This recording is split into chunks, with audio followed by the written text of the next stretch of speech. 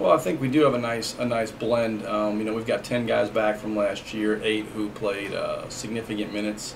The other 2 guys, KP and Jerosi, are big guys that I think have developed a lot. So having 10 guys around is really nice. But we've got an interesting group with 5 seniors, and we also have 2 sophomores, well 3 sophomores if you count KP, that are Lorenzo Ross, CJ Wakely, that played a lot as freshmen.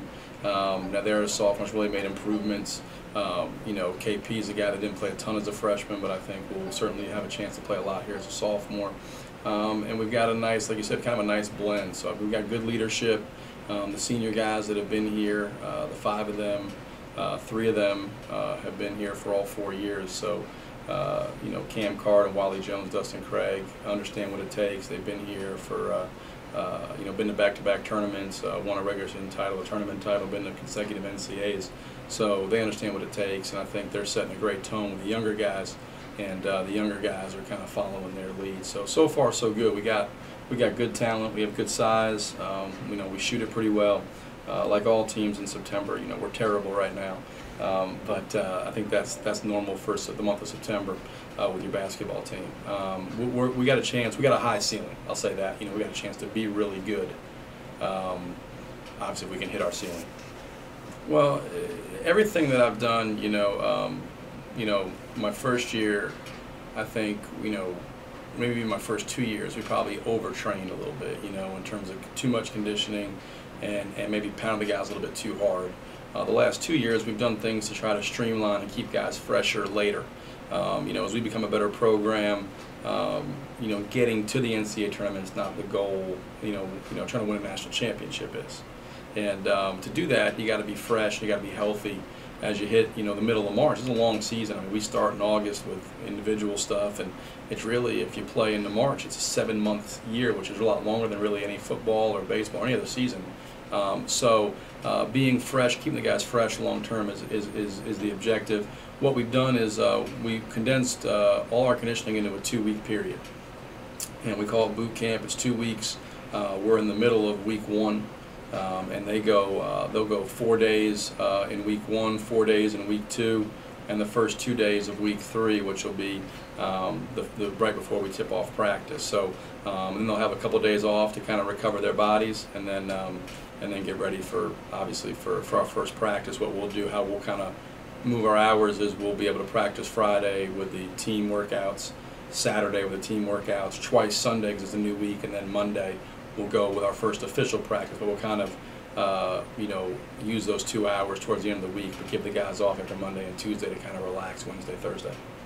No, it's really I think at the top of the league, I think it's as good as any league in the country. The top 5 or 6, probably this year the top 5 teams, or you could take any league in the country, and there's no better top 5 in terms of talent, players, coaches. I think the thing you have this year, I think, is you're going to have, there's no easy nights. And the SAC's always been a league where, anybody can jump up and beat anybody. And you look at last year, Anderson would have gone through unblemished except for Brevard getting them. And Brevard finished 9th, and the year before Brevard got us, we were undefeated, and and they, I think, finished 6th or 7th that year, and Carson Newman, who finished 6th in our league last year, beat us twice, and and so it's just kind of the things that impress me with this league is terrific players, really good coaches, and then there's great venues, and getting 3 teams in the NCAA tournament last year I thought was terrific for our league, but what was better for our league is having all 3 teams advance. We were able to beat King, who was the Conference Carolinas champion. Wingate beat Aiken, who was the Peach Belt champion. Neither one of us won our league. Anderson was our league champion. So it just shows that our league at the top is extremely strong. And I think the bottom is starting to move, north. I think kind of the top is kind of pulled up, and everybody sees, hey, we can do this, and we can compete with the Peach Belt. We can compete, at the highest level, nationally, Division II, with us being #1 in the country, with Anderson making the Elite 8. With all the things that have happened the last couple of years, I think people now see it's doable in the South Atlantic Conference, and so that kind of sets the standard, and everybody will start moving towards that, and it's going to create an incredibly difficult league night in, night out, but I think it prepares you when you get to the NCAA tournament. We showed last year, if you can make it out of our league and get into the dance in March, you got a chance to advance and advance deep in the postseason play because of how rigorous the league is night in, night out. Yeah, it flies. We got a lot to do. I mean, we broke down our workouts. We did, position-specific workouts the first 2 weeks. We did split team workouts the next 2 weeks, and now we're doing the entire team at once. Just right now, like we tell our guys all the time, if we got to coach, effort and toughness, then we're not going to be very good because we can't get to execution. Right now, our execution is poor, as to be expected. Our effort and our toughness are pretty good. As long as those things stay pretty good, then the execution will come. Guys got to learn our system. The returning guys could probably pretty much play right now. The 10 guys that are back pretty much know what we do. We have 4 new scholarship freshmen, and we've got a couple walk-ons. So when we go on the floor right now, we got 11 guys who practiced last year and 7 guys who didn't. So it's almost a 50-50 split. But the new guys are able to kind of learn from the older guys, and so I think they're picking it up relatively quick. But obviously, there's a massive gap right now between the guys who have been there and done that, been in the system for 4, 3, 2, even a second year in the system is so much better than a guy who's doing it for the second practice ever.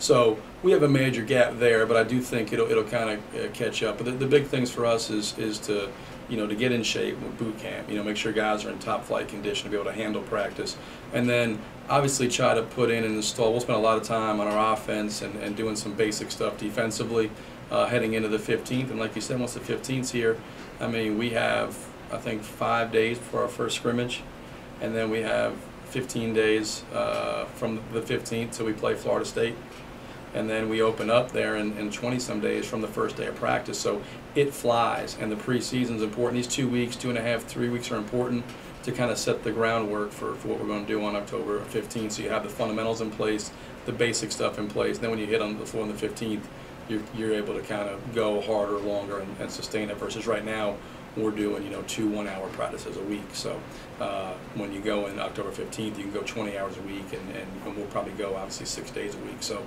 it'll be a lot more rigorous, but we're able to put the basics in hopefully these next 3 weeks.